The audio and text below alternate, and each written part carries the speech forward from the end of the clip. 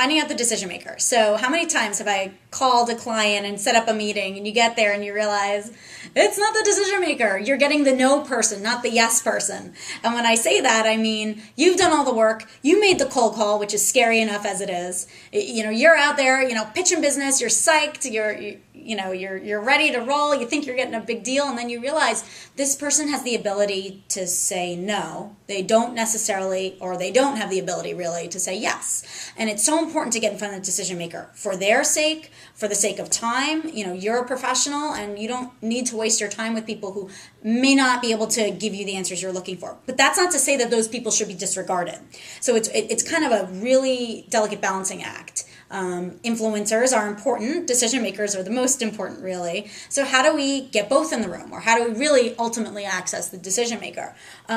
Sometimes you just have to ask. You just have to kind of have the guts to say, oh, what's your role? What do you do for the company? Oh, so are you the person who makes all the marketing decisions, or is that a group conversation, or is there another person? You just ask questions, open-ended questions that will let the person talk. You're not necessarily saying, hey, I don't need to talk to you, marketing director. I just want to get to the owner. Because the marketing director may very well be the person that you need to speak to, and they need to sell it through to the owner. So at that point, you say, okay, can I get a meeting, the three of us? Can I coach this person on objections that he or she thinks that she'll face, so I can help her in that way? But I think ultimately, to get in front of the decision maker, you just have to ask the question that sometimes feels a little uncomfortable, because you don't want to offend the influencer. Like, I don't want her to feel, or he or she to feel like they're not important.